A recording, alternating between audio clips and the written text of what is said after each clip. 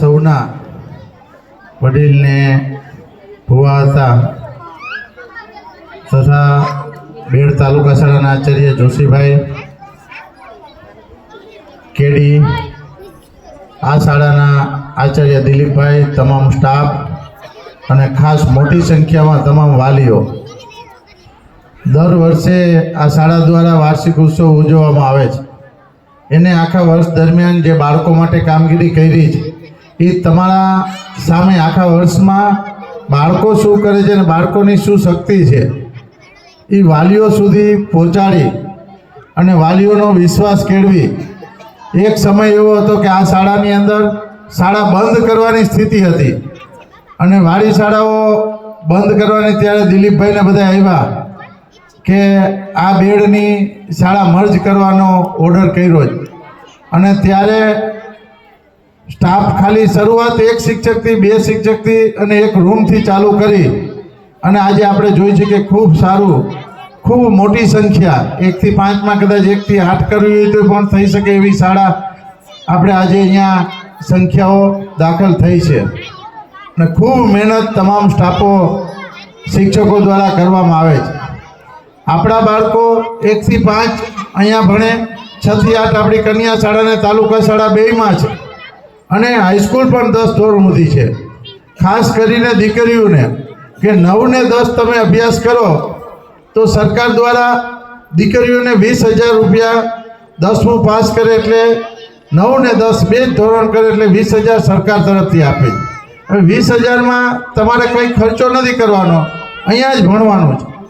અને 11-12 જે દીકરીઓ કરે એને 50,000 દર મહિને 750 રૂપિયા અને છેલ્લા મહિને 12મું કરી લ્યો એટલે 10,000 રૂપિયા, 50,000 રૂપિયા તમને 11-12 ખાલી ધોરણ ભણે.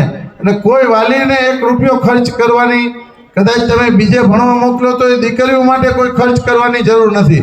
એટલે ખાસ દીકરીઓને 11 ધોરણ 12 ધોરણ સુધી ભણાવે. આપણે 10 ધોરણ સુધી તો આપણા ગામની અંદર વ્યવસ્થા છે જ.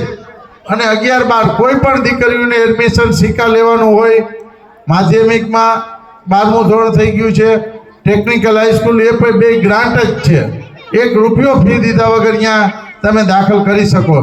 એટલે વધુમાં વધુ આગળ દીકરા દીકરીઓ ભણે. આપણે જોઈએ છે કે અહીંયાથી ભણેલા કેટલાય, ગયા વર્ષે આપણે સન્માન કર્યું હતું કે આપણા જ ગામના દીકરા પોલીસમાં કે અન્ય કેડરોમાં જે ગયા છે એનું પણ અહીંયા સન્માન શાળા દ્વારા કર્યું હતું. એટલે જે આ શાળા દ્વારા શૈક્ષણિક કાર્ય થઈ રહ્યું છે અને એમાં ગામનો પણ એટલો સહકાર, વાલીઓનો એટલો સહકાર. મેં અત્યાર સુધી ઘણી શાળાઓમાં વાર્ષિક ઉત્સવ જોયા છે, ઘણી શાળાના કાર્યક્રમો જોયા છે. એમાં આટલી મોટી સંખ્યામાં ક્યાંય વાલી ઉપસ્થિત આવડી નાની 1 થી 5ની શાળામાં હોય ને તો આ શિક્ષકો થકી અને ગામના વાલીઓની જાગૃતતા છે કે એના બાળકો અહીંયા ભણે છે, એના માટે તમે આવ્યા છે, એના માટે તમને બધાને લાખ લાખ અભિનંદન કે આપણે આપણા બાળક માટે જાગૃત. નકર ઘણા વાલીને એનો બાળક કયા ધોરણમાં ભણે છે એ પણ ખબર ન હોય કે એ 5મું ભણે છે કે બીજું ભણે છે કે ત્રીજું ભણે છે. એટલે આપ બધા ખૂબ સહકાર આપો છો. શિક્ષકોને હું લાખ લાખ અભિનંદન આપીશ કે આવો આ કોઈ કાર્યક્રમ કરવા માટે સરકારની કોઈ ગ્રાન્ટ નથી હોતી, 1 પણ રૂપિયો સરકાર તરફથી આ કાર્યક્રમમાં ક્યાંય આપવામાં આવતો નથી. છતાં આ શાળાના શિક્ષકો આવો સરસ કાર્યક્રમ કરી અને એ બાળકોને ઉત્સાહી કરી અને બાળકની અંદર રહેલી શક્તિ બહાર લઈ આવવાનું કામ કરે છે. એટલે આજે અહીંયા કાર્યક્રમ કર્યો, બાળકોને આપણે જોઈ કે એક રાસ ગરબા જોઈ કે આપણે દેશભક્તિનું કાર્યક્રમ જે ગીત હતું એના ઉપર એનો ડાન્સ હતો, એ બતાવે છે કે બાળકમાં શક્તિ તો હોય જ છે.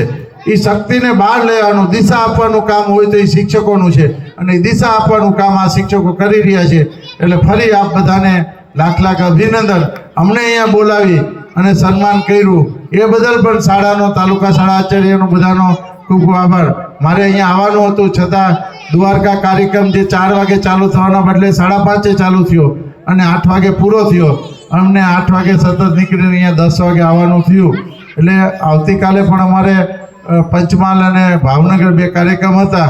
એટલે જોશીભાઈના સતત ફોન આવતા હતા, તેવી તારીખ રાખી કે 24. એટલે મેં કીધું 24 રાખો તો વધારે સારું કે હું 12 થી 4-5 જિલ્લાઓમાં જઈ અને કાલ રાતે પહોંચીશ. કદાચ વહેલા મોડું થાય તો એના બદલે આજે મોડું થયું એ બદલ આપ બધા સતત ફોન કરતા હતા, એ મોડું થવા બદલ આપ બધાની ક્ષમા, અને આવનાર સમયમાં જ્યારે જરૂર પડે આ શાળાને, આ શિક્ષકોને, આ બાળકો માટે જે કંઈ કરવાની જરૂર પડે એમાં અમને કહેજો. અસ્તુ. ભારત માતા કી જય.